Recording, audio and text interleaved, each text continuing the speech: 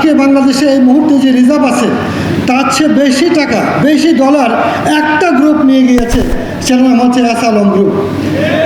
এই এসআলম গ্রুপ ইসলামী ব্যাংকে টার্গেট করেছিল। তখন আমি ডক্টর আতিউর রহমান সাহেব গভর্নর ছিলেন, তখন তারা ইসলামী ব্যাংকে বন্ধ করতে চেষ্টা করেছিল। আমি তখন জাপান সরকারের আমন্ত্রণে জাপানে গিয়েছিলাম। আতিউর রহমান সাহেব আমার সাথে ছিলেন। আমি ওনাকে এক সপ্তাহ বুঝিয়েছি, আতিউর ভাই, আপনি গরিবের ছেলে আজকে গভর্নর হয়েছেন, এটা একটা ষড়যন্ত্র, মারাত্মক ষড়যন্ত্র। সারা দেশে ইসলামী ব্যাংক যেভাবে ক্ষুদ্রাতি ক্ষুদ্র, মাঝারি, বৃহৎ, সম্মুখ, পশ্চাতে, উচ্চ টেকনোলজির, লো টেকনোলজিতে বিনিয়োগ করেছে, বাংলাদেশের কোনো ব্যাংক, সবগুলো ব্যাংক মিলে সেটা করতে পারে না। অতএব আপনি যদি কাজ করেন, আপনি কিন্তু ইতিহাসে কলঙ্কিত হয়ে থাকবেন।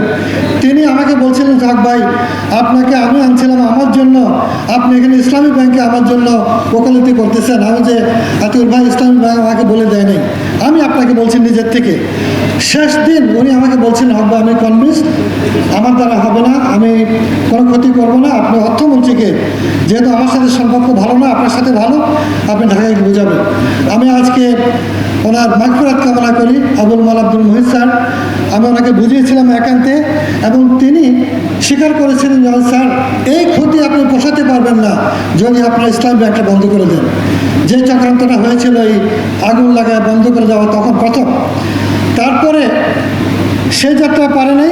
পরবর্তীতে তারা ডিজিএফআইকে ব্যবহার করে কি ভয়ঙ্করভাবে, এই কাহিনী কিন্তু পৃথিবীতে অভিনব, সারা পৃথিবীতে এরকম ঘটনা আর কখনো ঘটে নাই যেটা এই দেশে ঘটেছে।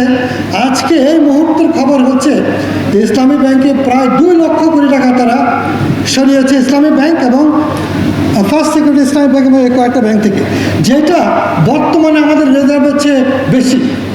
অতএব বর্তমান গভর্নর সাহেব নিজে অবাক হয়ে যাচ্ছেন তাকে যখন এই ইনফরমেশনগুলো দেওয়া হচ্ছে। আমি আজকের এই সবার মাধ্যমে আমাদের সম্মানিত প্রধান অতিথির মাধ্যমে বিনীতভাবে বলতে চাই, আপনারা অত্যন্ত দায়িত্বশীলতার সহিত কাজ করছেন। আপনাদের মন্তব্য, আপনাদের অবস্থানটাকে জাতীয় আন্তর্জাতিকভাবে সবাই সম্মানের চোখে দেখছে। আপনারা আমাদের দেশের এই যে লক্ষ লক্ষ বেকার, তাদের কিন্তু চাকরি দেওয়া যাবে না। উদ্যোক্তা তৈরি করতে গেলে পুঁজি দরকার, এই পুঁজি কিন্তু এখন নাই, ব্যাংক খালি, সবগুলো ব্যাংক কিন্তু খালি। সেই ক্ষেত্রে কিভাবে পুঁজি দেওয়া যেতে পারে? আমাদের ক্ষুদ্র শিল্প, মাঝারিগুলো যারা ওয়ার্কিং ক্যাপিটাল পাচ্ছে না, তাদের এখানে হাজার হাজার লক্ষ লক্ষ কর্মচারী কিন্তু বেকার হয়ে যেতে পারে। অতএব জরুরি ভিত্তিতে ব্যাংকগুলোতে পুঁজি সরবরাহের বিষয়ে আমার মনে হয় জামাতে ইসলাম একটা বড় রকমের ভূমিকা নিতে পারে। আরেকটা বিষয় হলো, আমি এই সুযোগে বলতে চাই যে একটা প্রস্তাব সরকার নিয়েছে, শ্বেতপত্র প্রকাশ করবে, ভালো কথা, কিন্তু একটা ট্রুথ কমিশন গঠন করে এইখানে যত মন্ত্রী, মিনিস্টার, তারপরে আমলা, সবাই কিন্তু লুণ্ঠনে জড়িত ছিল, অনেক ব্যবসায়ীরা ছিল, সবগুলো জাতির জন্য উদ্ঘাটন হওয়া দরকার।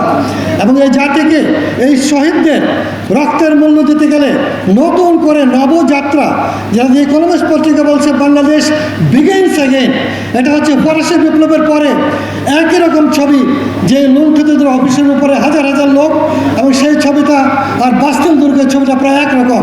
অথবা আমরা বাংলাদেশকে নতুন দিগন্তে নিয়ে যেতে চাই। আপনারা সেই রাজনীতিতে নতুনত্ব আনবেন, সংস্কার করবেন, পরিবারতন্ত্রকে কবর দেবেন, নতুন বাংলাদেশ, নতুন রাজনীতি করতে হবে, সেই প্রত্যাশাকে আমি শেষ করছি। আসসালামু আলাইকুম রহমতুল্লাহ।